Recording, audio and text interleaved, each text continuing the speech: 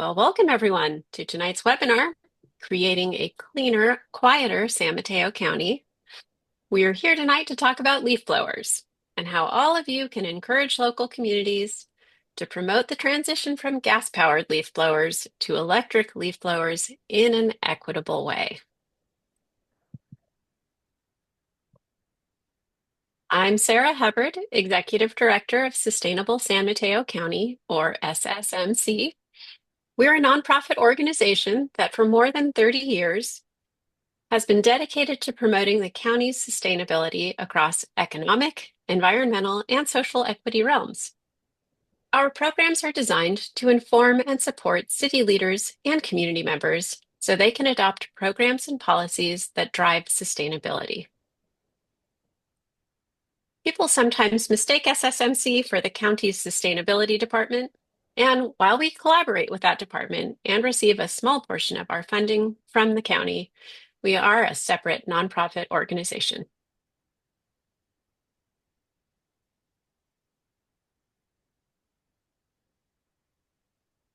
Next slide, please.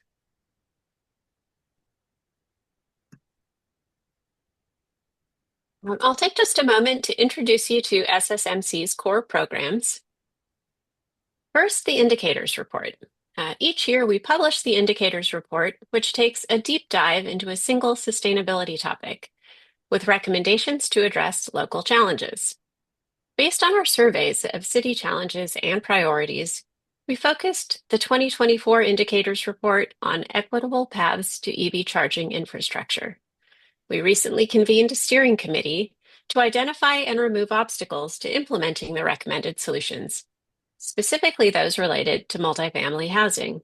And we're looking forward to reporting on next steps and progress in the very near future. Our annual Sustainability Awards event recognizes the exceptional work of local sustainability champions and pioneers, some of which are on this call tonight.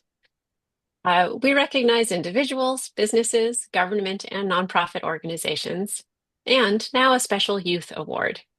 This year's event will be on April 3rd, and I hope you and your friends and coworkers are able to attend. We'll send details in a follow-up email after this webinar about how you can get tickets or sponsorships.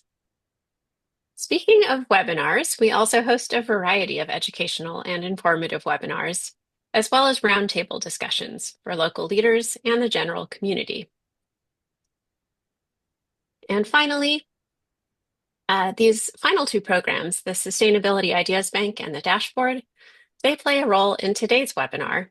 SSMC's program manager, Simona, will introduce you to them when she introduces leaf blower regulations and solutions as part of tonight's agenda. Next slide.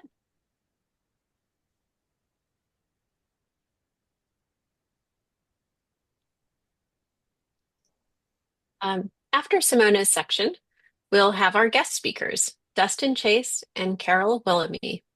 They'll tell you about gas-powered leaf blowers and review why and how to transition to cleaner, quieter, and safer alternatives. We'll review a handful of upcoming events, and we expect to have 10 to 15 minutes for participant questions and answers before the session ends. Next slide. So the SSMC team members who are off screen tonight and have supported this webinar are Communications and Outreach Lead Molly Carter, our board chair Terry Nagel, and executive assistant Jill Reed. I just wanted to give a shout out to all of them for all their hard work coordinating. Now, before I turn things over to Simona, we do want to take a moment to learn who's here in the room and what you hope to get out of today's webinar. So we recognize that there's varying levels of support and opposition to decarbonizing leaf blowers, as well as other landscaping equipment. So we just initiated a poll that has a couple of questions. We'd love to have you answer these so we can get to know more about you, which will help our presenters provide you with the best information possible tonight. We'll just take a couple of minutes, not even a couple of minutes, less than a minute for you to answer these two questions. The first one is, are you in favor, uncertain, or opposed to policies that prohibit the use of gas-powered landscaping equipment. And the second, you can select all that apply related to what you hope to gain or learn during tonight's webinar.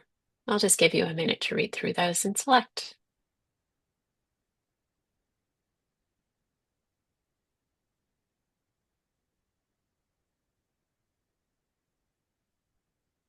Looks like we've got almost all of your responses here.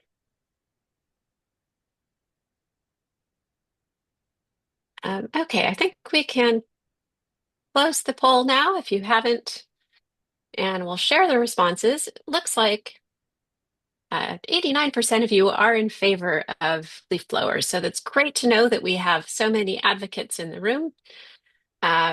There's a couple of you who are uncertain about how you feel, and we hope that after you learn more about the reasons for converting, that we'll have convinced you of the benefits of the policies.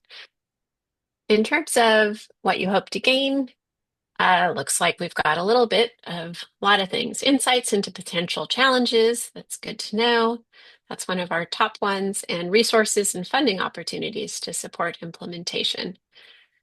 Great. Well, thank you so much for sharing. I'll close.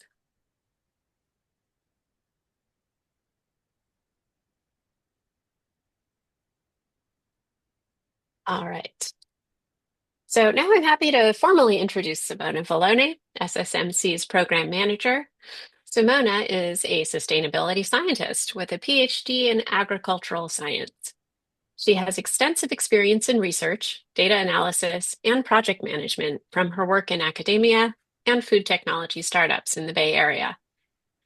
At SSMC, she's overseen the recent updates for our Sustainability Ideas Bank and the dashboard, as well as led the team responsible for researching and publishing the annual indicators report. Simona, I will pass things over to you now to review SSMC resources related to leaf blowers.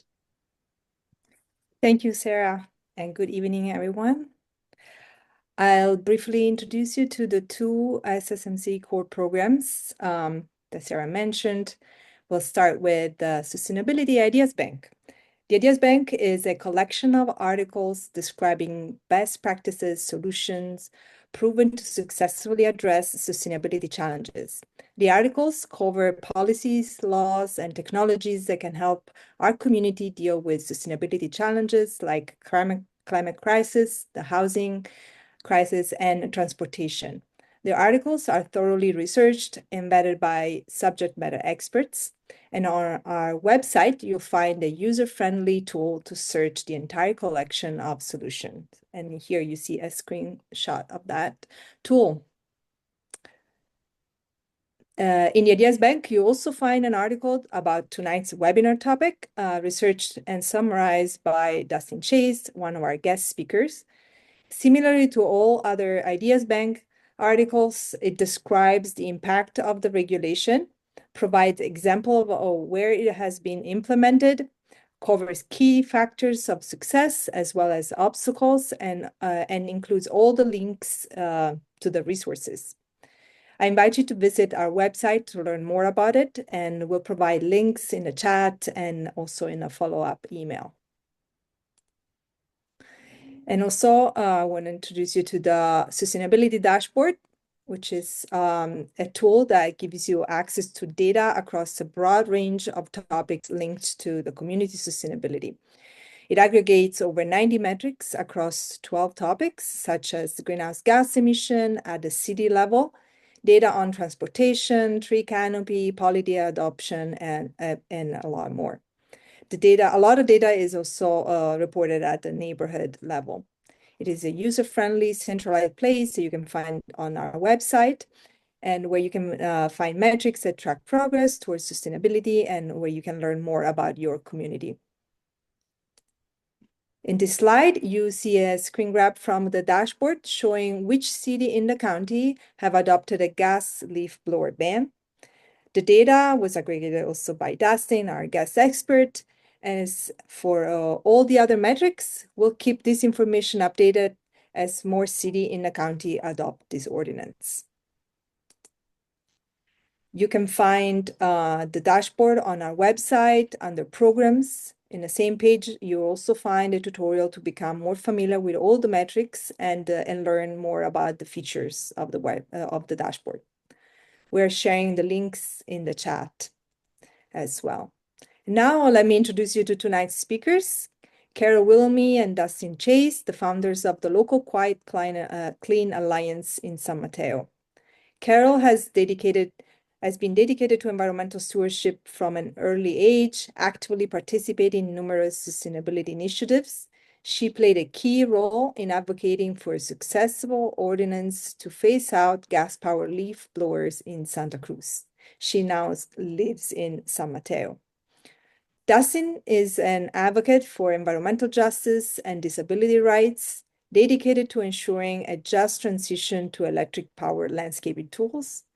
Dustin now lives in San Francisco. And now I'll hand it over to Dustin. Great, thank you.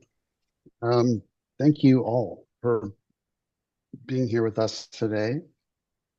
And thank you to Sustainable San Mateo County for hosting us. Can you hear me okay? I'm just getting an unstable connection warning. We're good? Okay. So we're going to talk about gas-powered leaf blowers, but the most urgent request we heard is for how to actually move forward with a transition to the electric tools. And so instead of just kind of mentioning how to do it, we built the entire presentation around that. So we're focused on practical, concrete information and actionable guidance on getting these things done. So the way the slide is titled is directed at kind of a community member, not as much at a government official, and we have some officials here tonight. So that's the way this is titled. So for ordinary people, it's about understanding that you have this power. And once you take this first step that you're taking tonight, as you're understanding what the problem is, and why is it so urgent that we need to get rid of these gas-powered tools, especially leaf blowers, what the solution is, what you could present to your representatives and other part of your government. That's your first step. And the second step really is to connect with other people in your community. By yourself, there's really not very much you can do, but even with just one other person working with you, you can go really far. Now, step 3 is the demand. Now, our situation is the average American spends 2.5 hours a day scrolling social media. And we kind of use that as a pressure release valve. We're frustrated about something, we'll complain about it or like someone else's thing or repost. That doesn't get anything done. We need to take action, and when you connect with other people, you go forward and be assertive. Like, this is going to happen. It's just a question of who is going to get the win. Is it going to be your representative or you in city government, or is it going to be someone else? Okay, so let's talk about gas leaf blowers. What is the deal? So we're going to talk about 2-stroke versus 4-stroke engines without getting too technical. The engine in your car is a 4-stroke engine. It has a more sophisticated technology, and they're able to put pretty sophisticated emissions controls on those, in particular a catalytic converter that does a lot of the heavy lifting and controlling the emissions from. The 2-stroke engines, on the other hand, are a very old design, a very early internal combustion engine design. They burn oil directly in the engine. A 4-stroke engine does not do that. There's very limited emissions controls on these engines. The manufacturers will tell you that they do something called in-engine controls. That doesn't amount to much. And because they're releasing vapors all the time, even when they're off, they're still polluting. So there's an absolutely shocking amount of emissions that come from these machines. So what you're seeing in the graphic is the smog-forming emissions from small off-road engines. And the vast majority of the small off-road engines are in lawn and garden equipment. And so it makes sense. Why is it that those now, according to California Resources Board, why does that the emissions from those tools exceed those of cars? This is the reason. So these are pretty small engines, and that tends to fool people into thinking that they can't really be doing that much harm. But there's a range of impacts from the scale, from the state level, all the way down directly into your neighborhood. The noise that these tools are so notorious for is really only one part of the story here. The fumes that they're emitting contain a range of very, very dangerous substances in really high concentrations. And the health impacts are also enormous. People report serious degradation in both their physical and their mental health. So just from the noise, of course, there's hearing loss that people will experience, but there's also stress-related illnesses like hypertension, there's cognitive impairment. For sensitive populations, this can be extremely severe and very dangerous.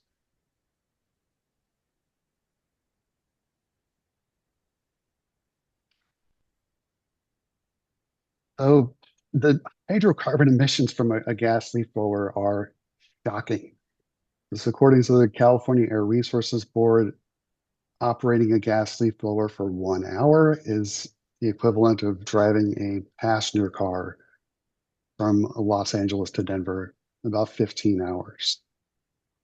So when we talk about the impact of making a change like this in terms of the environment, it's huge, absolutely huge.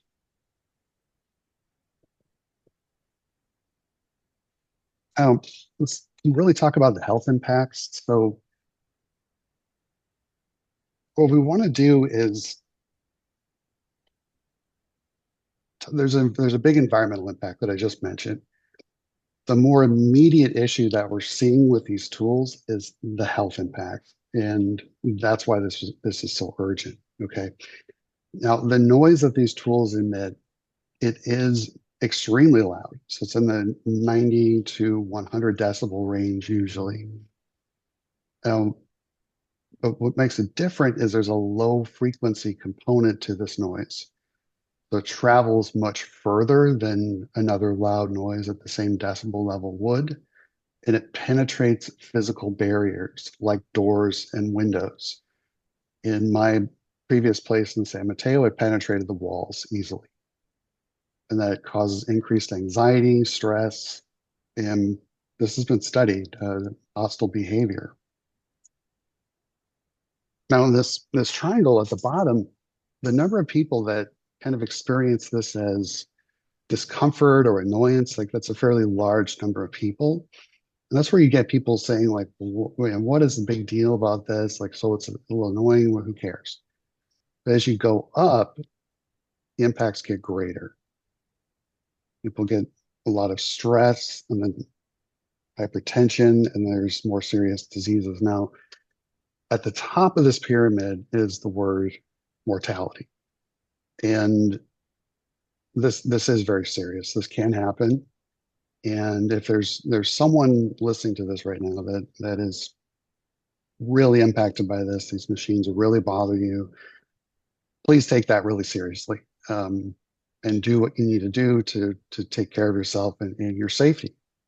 I had to move out of San Mateo entirely over this. So, I think I would hope that that's not necessary for most of you, but I just want to ask that you take this very seriously if that's you.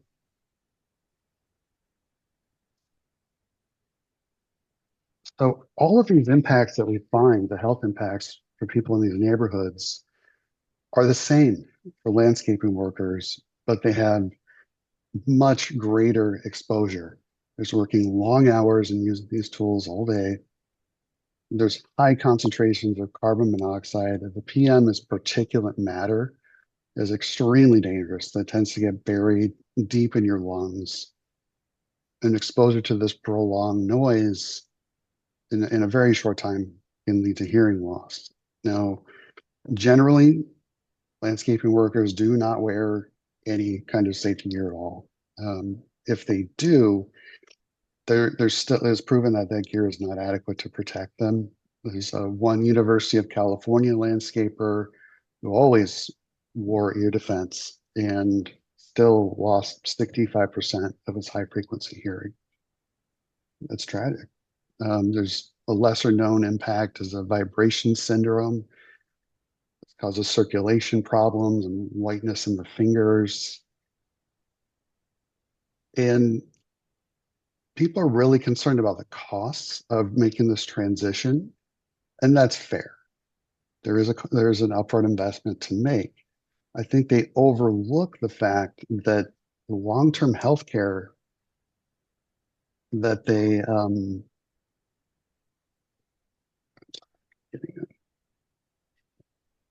I just got a message. I'll have to look at it here in a second.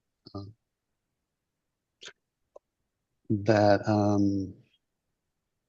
the cost. So the people using these tools are facing really high long-term healthcare costs, and they may not have access to this healthcare at all. It's not fair to them.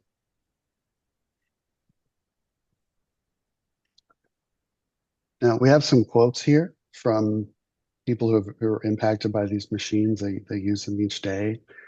I've spoken to landscapers myself that say like, well, this doesn't really bother me. It's, I don't notice any of the headaches people talk about and so on. It's like smoking. You can get away with it for a little while, but in 10 years time, 15 years time, when you're having these health problems, you're going to wish that you had made better choices.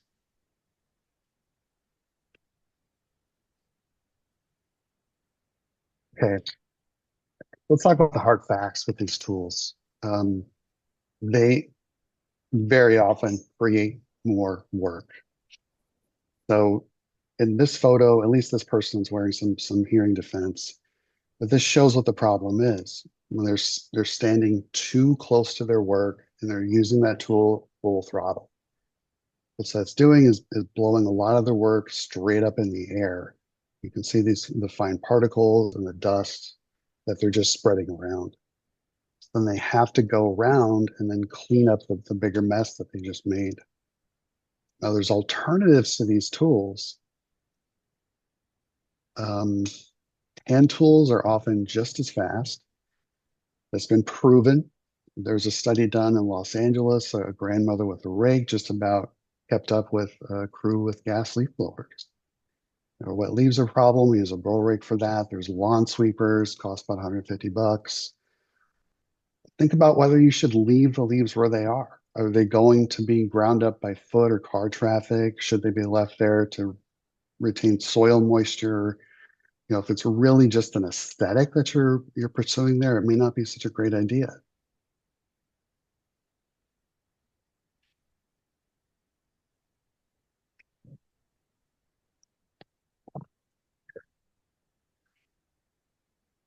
This is a point that I think I'd like to turn over the presentation to Carol. Okay, well, don't laugh. We believe that the abuse is not deliberate. Rather, it is due to the lack of instruction on how to use the tools properly. You've probably experienced the sound of leaf blowers running at hurricane force in your own neighborhoods. And there seems to be a belief that the sound of blowing proves that the property owner is getting his money's worth. An already spick and span driveway is blown needlessly on another property. The poor trees and shrubs are blown. And blowing the topsoil into the street, why do this? It harms the plants. Yeah, thank you. It harms the plants and destroys the soil biota. It annoys the wildlife and pets. Maybe that's why my neighbors leave the house and take a walk during grounds maintenance.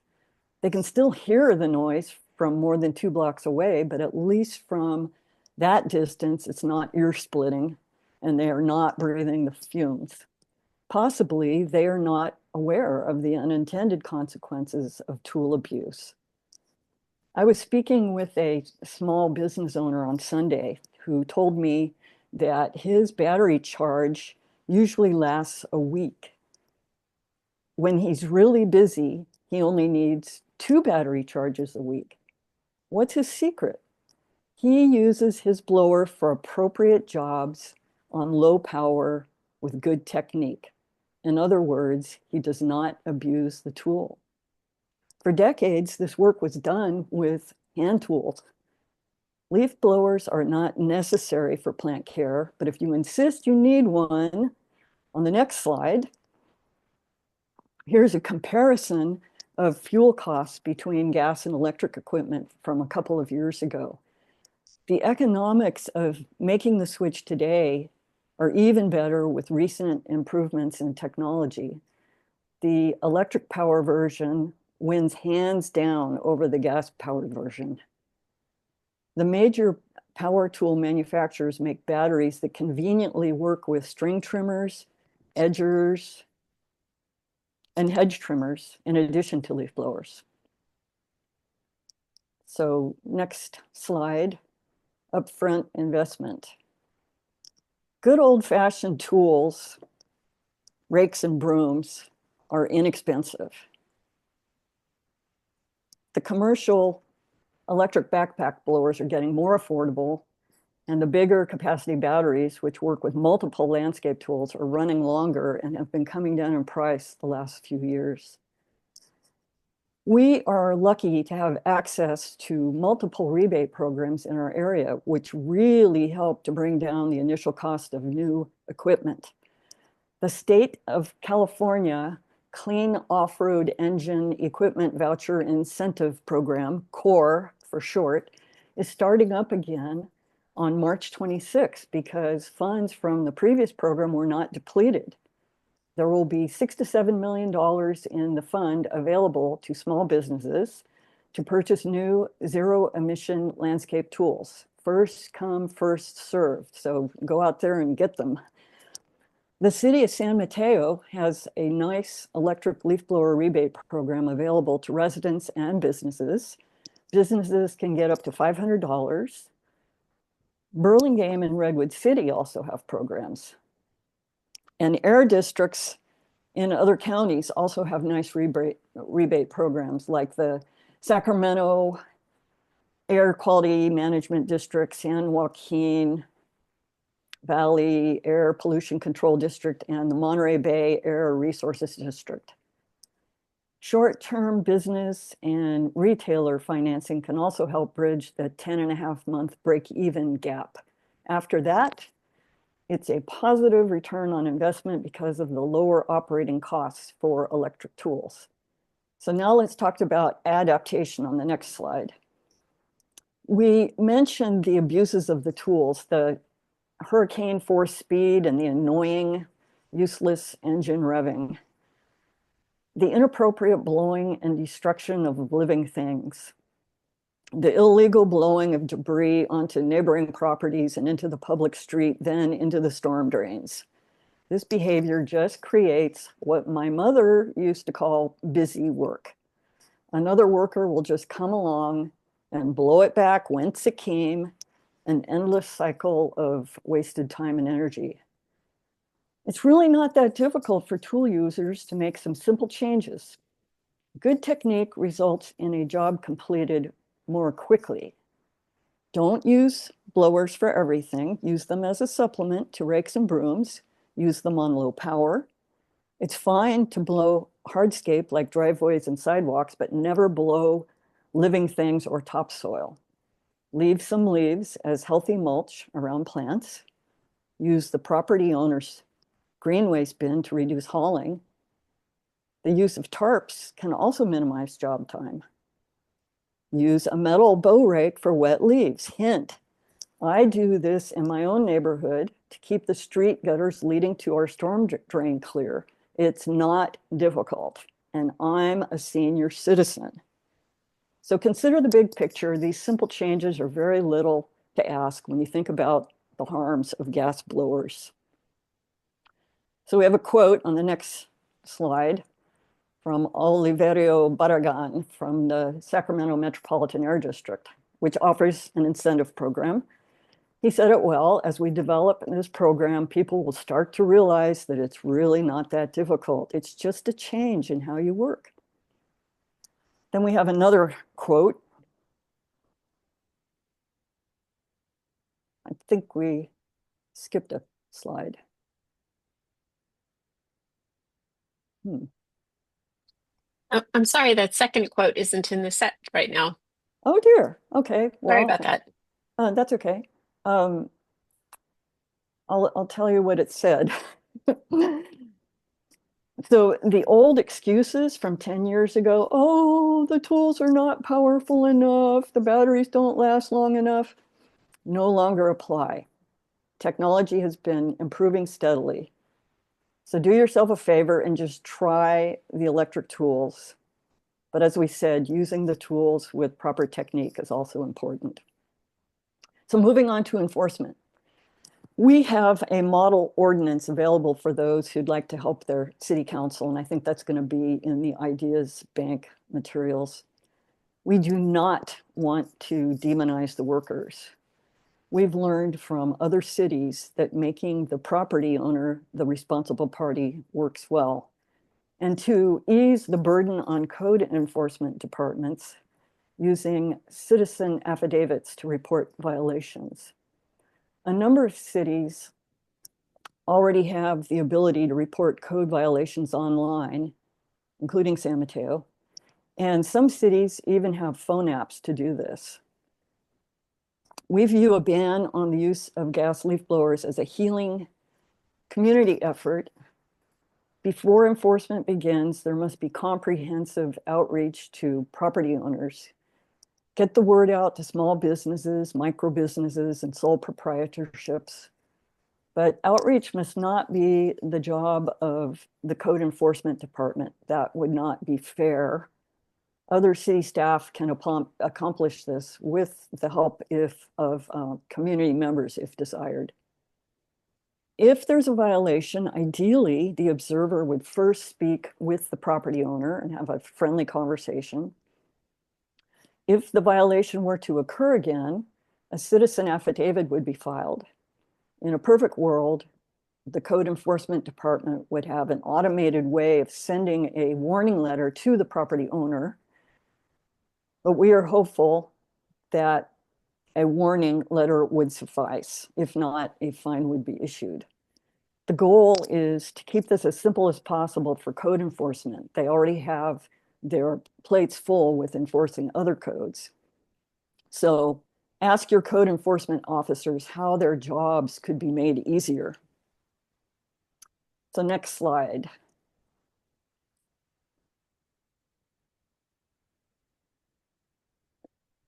Is there a slide titled what now?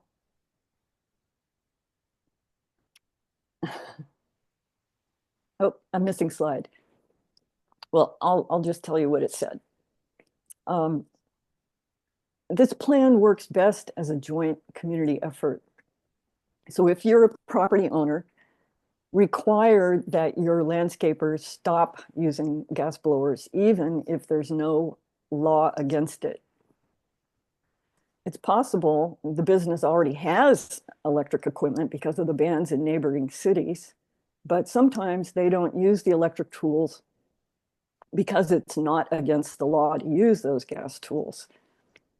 So if they don't have an electric tool, offer to buy them or offer to buy a $200 unit for use on your property.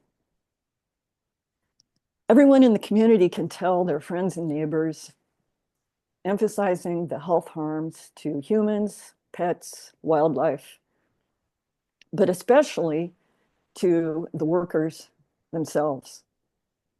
Please do not demonize the workers. We can't emphasize this enough. They have a tough job to do at low pay.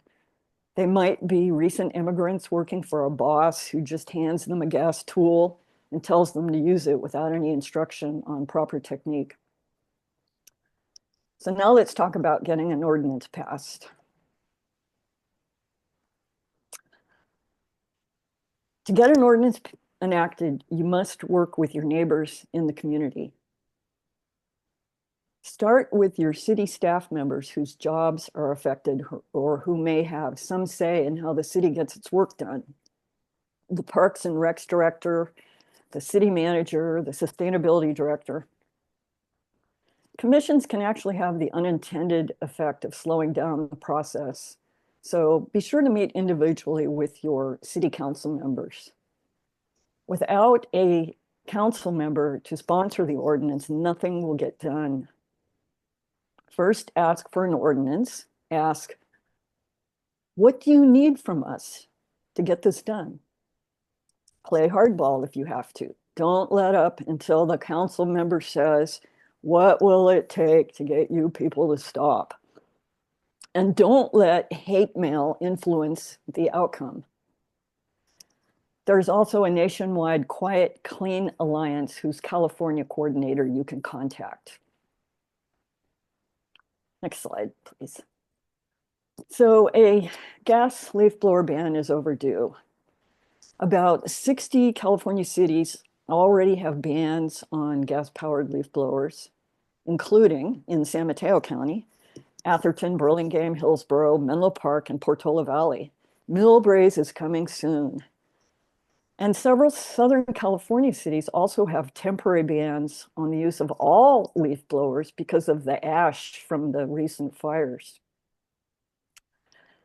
A ban on the use of this equipment, obsolete equipment, will help achieve the vision of good health and quality of life for everyone, workers, residents, young and old, and pets and wildlife.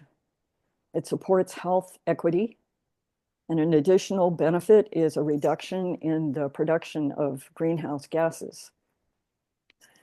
This is low-hanging fruit. Worker safety, public health, increased profits for small businesses, cleaner air for everyone at low dollar cost. It's a no-brainer. So on to the last slide. Our outdoor areas are not meant to be perfect. If there's a few leaves around, the wind will have something to play with. Peace. Thank you so much, Carol and Dustin, for your presentation. We do have a bit of time for questions and answers. Before we jump into that, I want to let everybody know about some programs and resources that SSMC offers. First, we've got our recently launched new monthly Sustainable Cities newsletter. It includes resources, insights, and news specifically for government leaders and city and county staff throughout San Mateo County. So if you missed the first issue and want to see it or subscribe, we will put some links in the chat. I also mentioned that we're excited to host our 26th annual Sustainability Awards and auction event on April 3rd. The awards winners are a really impressive group who have done incredible work to make our county more sustainable. Winners include several government agencies, including Caltrain and the San Mateo County Community College District. The county's Office Building 3 in Redwood City also won a Green Building Award, and Menlo Park's Bellhaven Community Campus was the Green Building Honorable Mention. So those awards and the celebration event are really exciting for our local governments and our community members, and we'd love for you to join us on April 3rd for that event. Links will be in the chat for tickets, tables, or to be a sponsor. And of course, we appreciate any collaboration and donations that we receive. And finally, I want you to watch for an announcement about our upcoming youth event this spring. And we'll be hosting our third annual Youth for Climate Policy Workshop, where youth learn from government leaders about how to advocate for climate. And this year, we're going to be focusing on environmental justice. So we've got those links in the chat for you. And now we are ready to move on to discussion and question and answer. I invite you to raise your hand and go off mute to ask your questions, or you can post things in the chat and we will bring those to the attention of our guest speakers. Kathleen, I see you have your hand raised. Would you like to ask a question? Yeah, I just sent a message to Dustin, but in case you didn't see it, he mentioned several studies that sounded really interesting and potentially useful, and I was wondering if there's a way we could get the citations to those studies.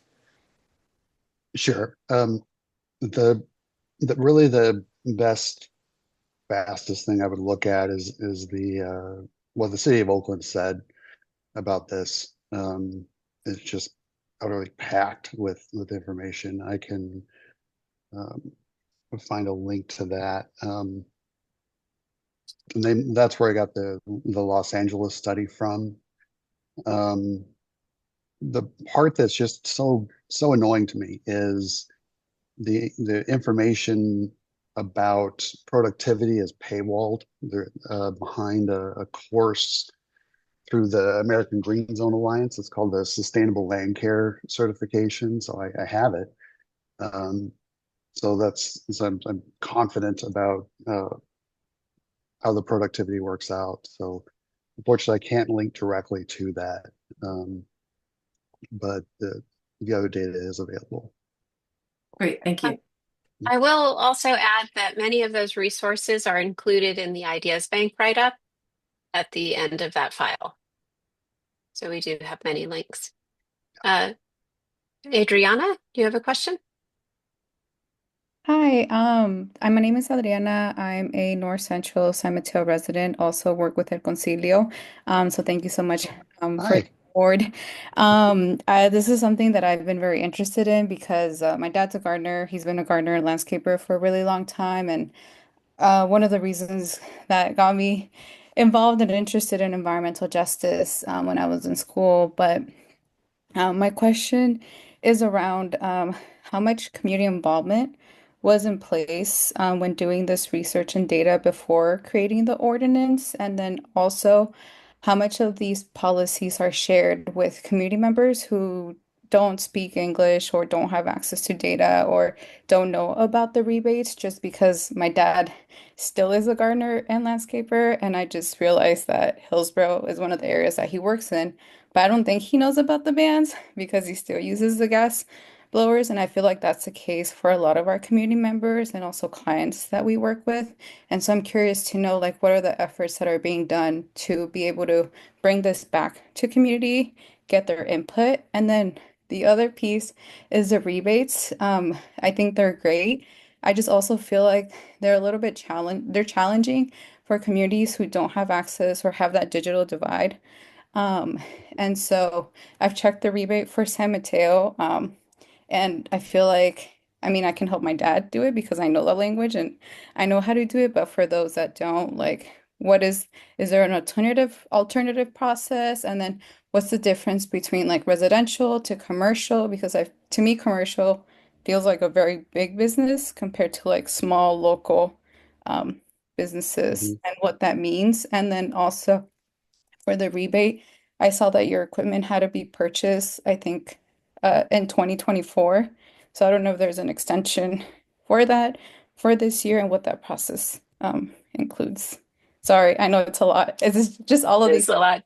Let's see if we can take it piece by piece. I think the first thing you mentioned was community involvement in developing the policies. So, and by community involvement, that's the people who actually use these tools in a commercial way. I'll field that. So the actually the what we found from input from landscapers um, in San Mateo, but around the state too, like the biggest challenge for them is how the heck do you use this electric tool? So that's what we have in this presentation is in to really boil it down, use it on low power. Um, that's what they told us.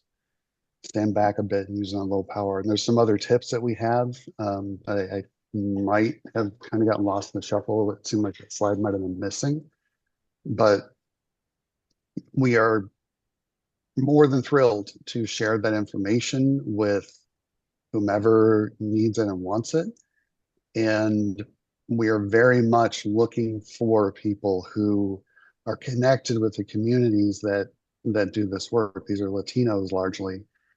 I can go talk to them one at a time, but I mean that's not kind of my bailiwick. I'm in San Francisco now too. Live in the Mission, so I do see a lot of folks around. So that absolutely, like that's we're very interested if there's an organization that interfaces with those people often, and you can help us get the information to them. I love that, love it.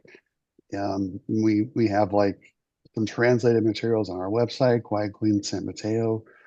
They're probably not very good. It's the best that we could do.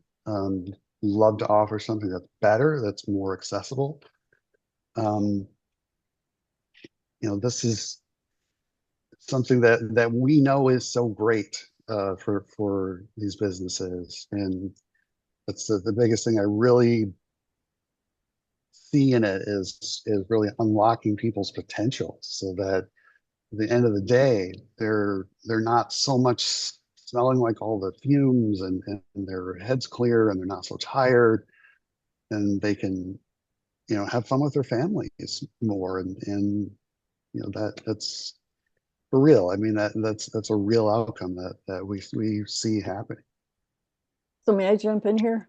Yes, please do. Adriana, you asked about the definition of commercial versus residential, and commercial would include large landscape contracting companies, small businesses, micro businesses, and sole proprietorships. So anybody who is making their living doing this would qualify for these rebates. I know that the city of San Mateo went to their business license database and sent letters out to everybody in the business license database. And they may have sent them out in multiple languages. I don't remember. You had some other questions, and they were great questions. Trying to remember. Yeah, I think one of them was related to what support is available to non-English speakers in terms of submitting requests for these rebates or incentives. I believe the California core program is up there in English and Spanish. I'm pretty sure. It is. Yeah, it sounds like something that we might be able to work on. And Adriana, maybe I can talk with you after this presentation is how we can work more directly with the El Concilio community to make sure that people are aware of these opportunities, as well as the risks of using gas-powered leaf blowers. Thank you so much. Yeah, you're welcome. I also saw a question in the chat from Cicely with a request to talk about costs again, that she was had some questions about the actual cost of the electric batteries versus the gas-powered equipment. Yeah, like the was there a slide? I can swear there's a slide missing about that. There There should be is, we one. could show that slide again. Can we show it again? Was there? Okay. Yeah, I can share my screen. Yeah, Actually, Molly, would you mind bringing that up at slide 24?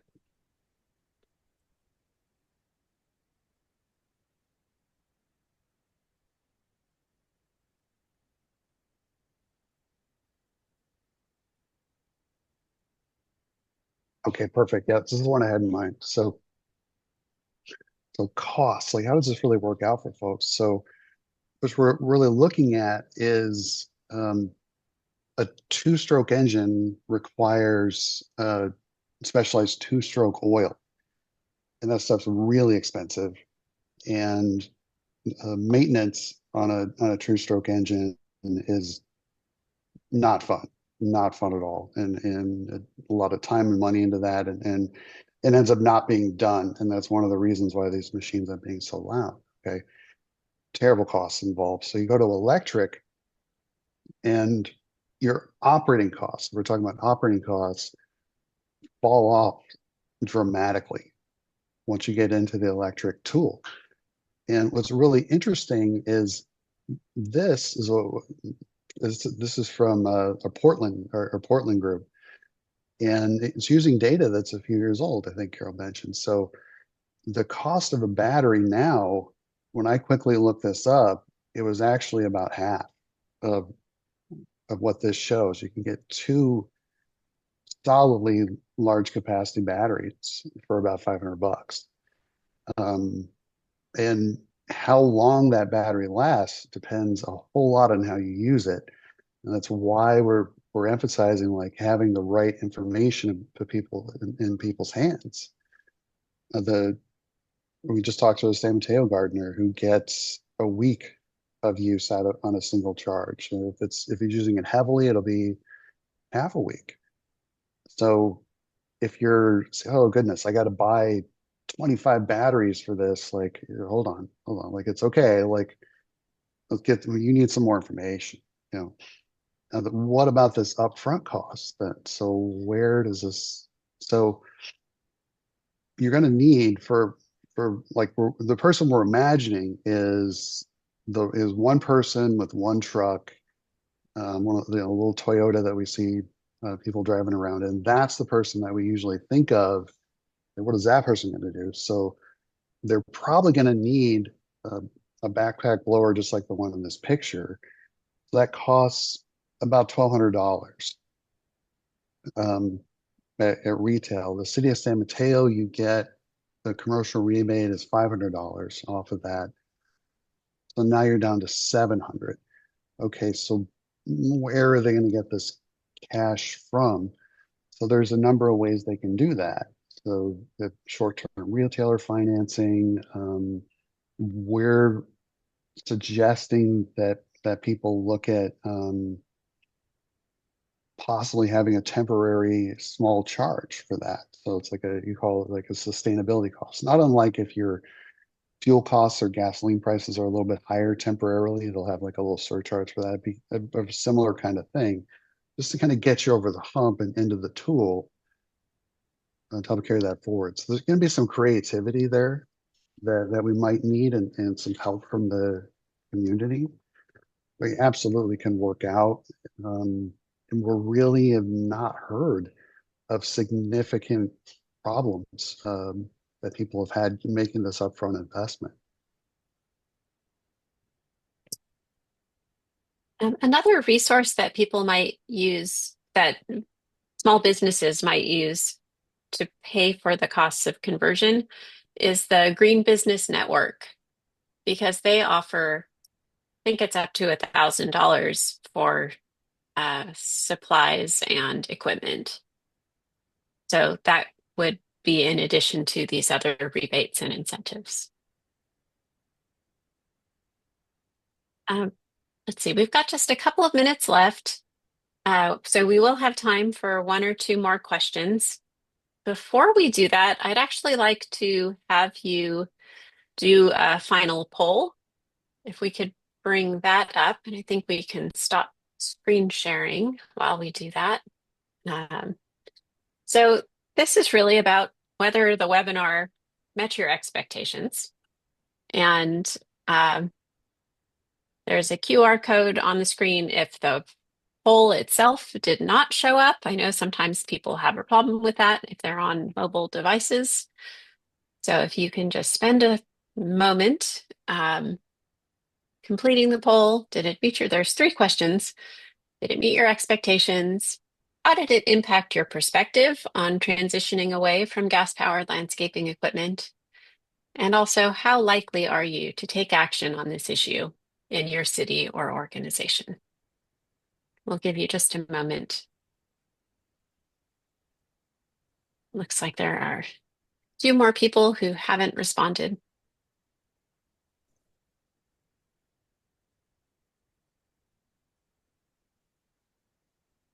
And another 10 seconds or so. Guys, to finish this off. Looks like we have the majority of that. Great. Why don't we close out that poll? And let's finish off. I see Kathleen has her hand raised again. Did you have a question, Kathleen? Yes, I did. I forgot to ask this before when I was trying to get details about Dustin's presentation. You mentioned when you were describing two-stroke engines, you gave some numbers. They're responsible for 85% of all fine particulate emissions in 2020, 51% of all VOC emissions. And I was just wondering, are those San Mateo County numbers? Are those national? What scale are we talking about there? Those are overall emission. Those are the portion of emissions from lawn and garden equipment. So like lawn and garden equipment as a whole is incredibly polluting. Mm-hmm. So if you take all of that lawn and garden equipment, how much of that pollution is coming from these two-stroke engines? That's where those numbers come from. In general, kind of across the U.S. This is not something specific from a San Mateo County. That is not specific to San Mateo County. Okay. We do have some San Mateo County specific data. Like it ranks 62nd in the nation overall for lawn and garden equipment emissions. There might be some. That's the one I know off the top of my head. Okay. Yeah. Thank you. I was just checking to see if there are any other questions in the chat. We do have a request to send the slides to the group of participants and registrants. I just want to check with Carol and Dustin. Is it okay if we share the slides with the group? Sure, Yes. that's great. Yeah, we will do that. And We we can will give you also, those two missing ones too. I must have them. I'm so sorry that those weren't included. We will follow up with this, the recording of the webinar, the slides, and also links to resources, the dashboard, the ideas bank, the awards information, and also a link to the comments that were in the chat, because I do appreciate how active the chat was during the presentation and after, and all of the resources that were provided, links to rebates for San Mateo and many other things. So thank you all so much for being here tonight. Dustin and Carol, thank you so much for a very informative and inspiring presentation. It looks like most of the guests who responded to our poll are very likely to initiate or support policy discussions in their cities. Very heartwarming to see that. I'm so glad we have such an active community here, and I'm eager to make sure that others in the community know how they can access the resources, regardless of what language they speak. So thank you all for being here tonight. Thank you. Thank you. Thank you. Much appreciated.